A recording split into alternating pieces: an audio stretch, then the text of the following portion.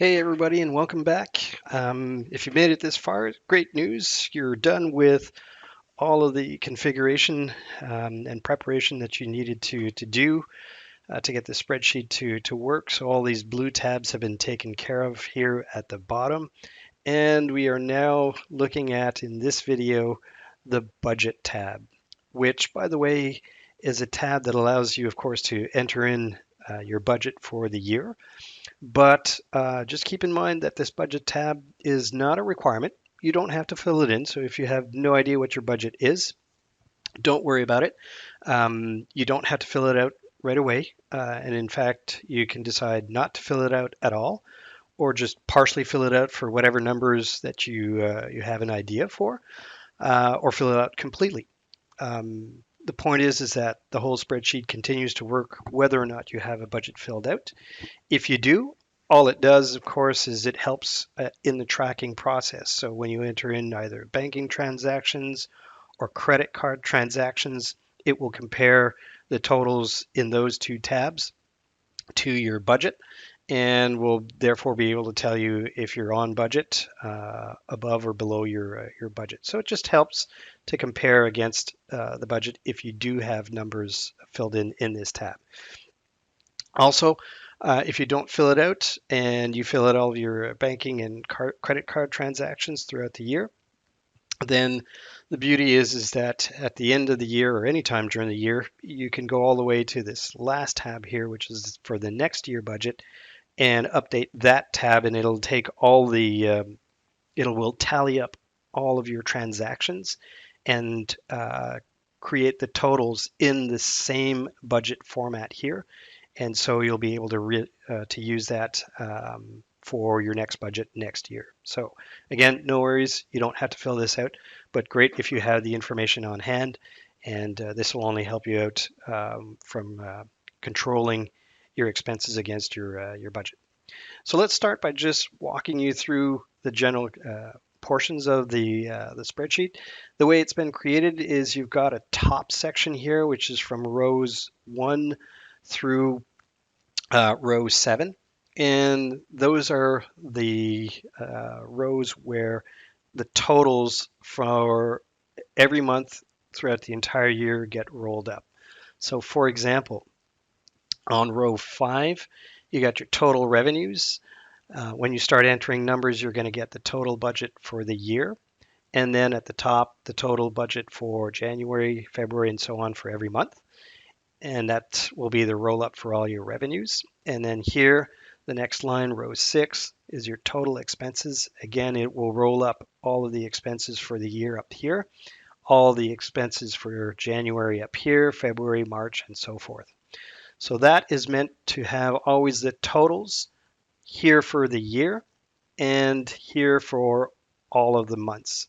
And that is the roll up from the details down in this section here, which we'll get to in a minute. Also at the top here in gray is obviously the title of this tab or the worksheet for the current year, which is 2020, which is the number that you put in the months tab, which corresponds to the year.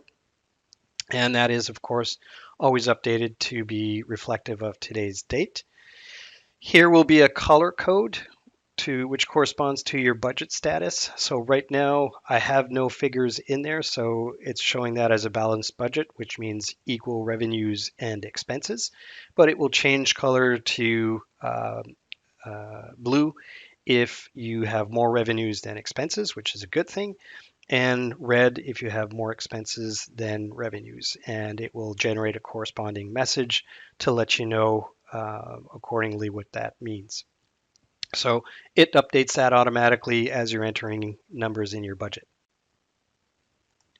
Over here to the top left-hand portion of the spreadsheet, you can see two little numbers here, 1 and 2, and those are meant to either expand or contract the details down here. So for example, if I come over here and click on 2, it takes all of the categories and expands them so we can see the subcategories. So it's expanded here, for example, the revenues category to see all of the subcategories for it.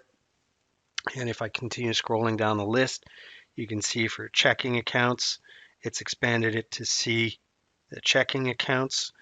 At any point in time, I can decide to go over here on the left-hand side and collapse one at a time if I want to. So if I wanted to collapse the subtotal revenues to not see the details anymore, there we go. It's collapsed that. I can do it again for the checking account, and now it's collapsed that. And I just see at that, when I do that, I only see the roll-up row. The details are hidden.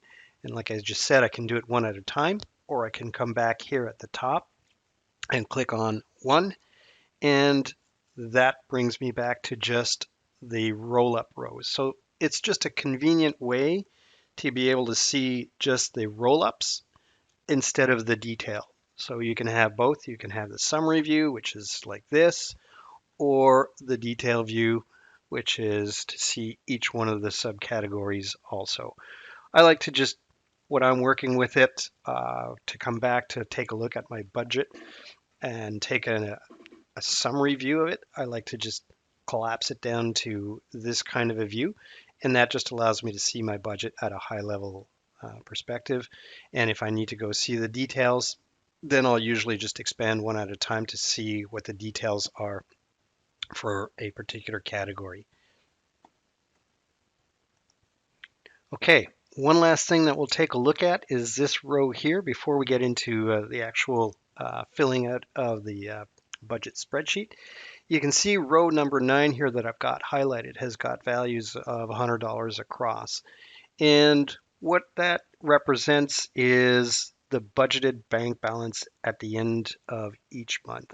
And why is it that I've got $100 here?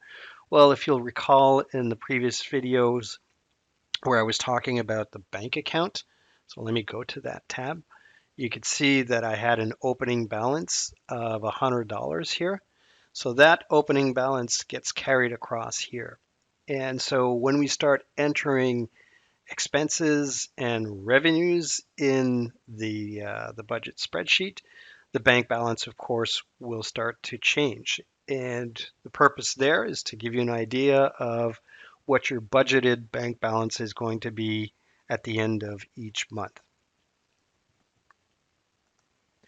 Okay, so now let's take a look at how you go ahead and fill in the budget spreadsheet. It's pretty straightforward, as you would think. So let me expand this out to see all of the details in the spreadsheet. The way it works is for every category and subcategory, you have a section that allows you to enter in the values. So for example, I'm highlighting all of the rows and columns for the revenues category. And all you have to do is come over here and start entering in values. Now, you can enter in what you think or are estimating are going to be your values. At any point in time, you can come back and change these numbers. You don't have to worry about, well, I'm going to set it up once and then after that I can't change that anymore. That's not the case.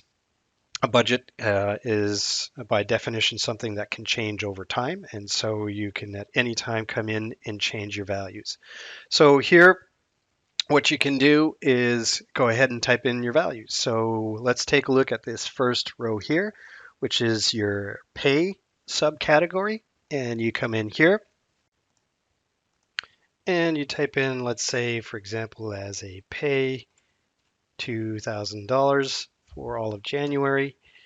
And there you go. It has accumulated at the bottom here for the row, for the category, for the roll-up, for the month of January. It has totaled everything up. In this case, there's only one number, $2,000. And at the top here, you can see that it has accumulated that for the total revenues for the month of January, so $2,000. And right now for the year, because that's the only number that's in there for the revenues, it's also at $2,000. You can also see here in row number 9 that for your budgeted bank balance at the end of the month, it took your total revenues minus expenses. There are no expenses yet. So their difference is $2,000. Added in the $100 that you had as the original bank balance, and now, right now, it's saying at the end of the month, your bank balance is going to be, or forecasted to be, $2,100. If I continue to fill that in, I can go ahead and say, well, maybe I got a bonus, or I'm expecting to get a $200 bonus here. There you go, it gets added, and the numbers obviously update automatically.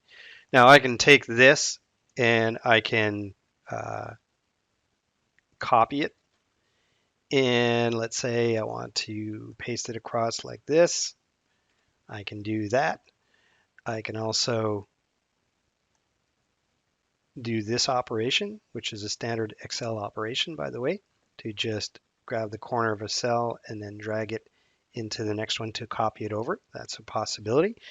Obviously, you can see the column widths are expanding to make sure that all the numbers appear as I drag across. So when that happens, of course, you can just reduce the size or the percentage of the size of the screen here to adjust automatically. Things you can't do that it watches for because it breaks the formulas somewhere else is to grab a cell like that and to try and move it somewhere else. When it does that, it says you can't drag and drop or cut and paste, and not copy and paste, but cut and paste. So drag and drop and cut and paste are not permitted, but copy and paste, as you saw me do before, that's allowed. And so when you try and do that, it warns you, you hit OK, and then it undoes that last operation to make sure that your spreadsheet stays all good. And that's just because there are other tabs that rely on the information that you've got here. Moving that around would create a problem. So that's just a way of making sure that that doesn't happen. So I can finish off here, and there we go. For my revenues, I'm done. And notice that it keeps adding up the totals, and now your total for the year is here for your revenues. And of course, your bank account, or sorry, your budgeted bank balance at the end of each month is going up as you go.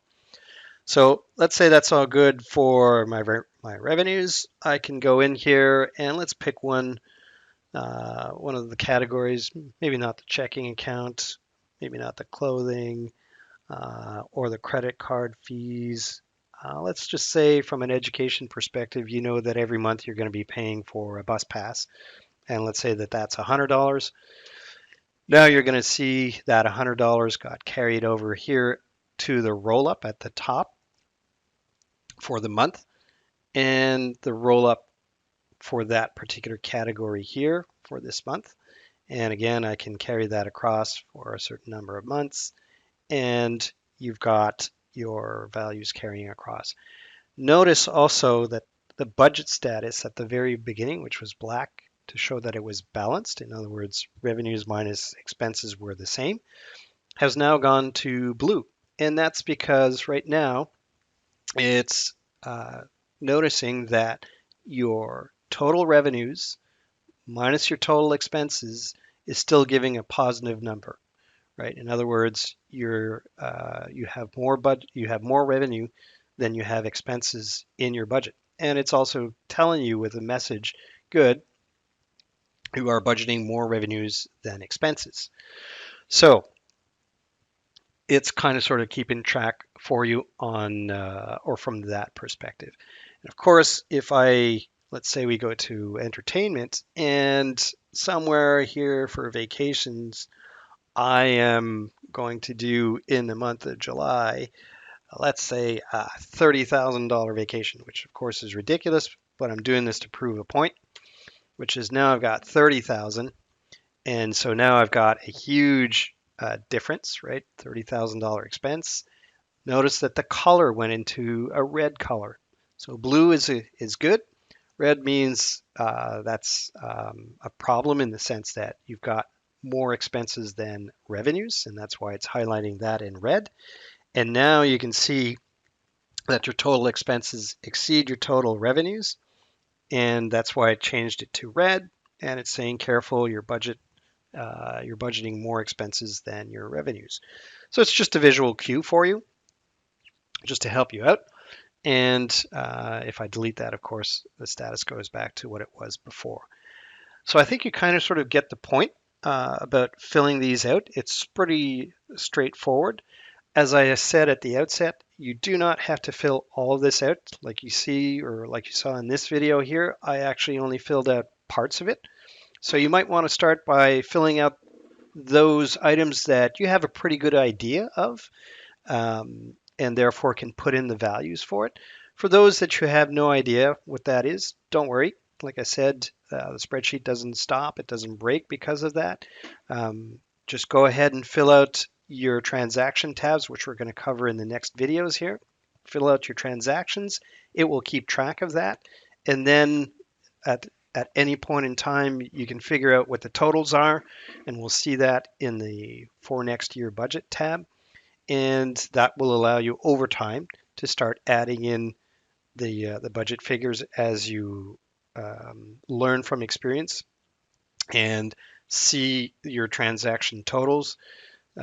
You'll be able to see or use for the next year those values in creating the next year's budget. And so I'm going to leave it like that. I only have a few budget items that I've entered in, and we're just going to use that to move forward. And as I showed you at the beginning, if I just use the roll-up view by clicking on one here, then I just see the roll-ups. I don't see the details, right, of what happened here, but just the roll-up values that are showing here.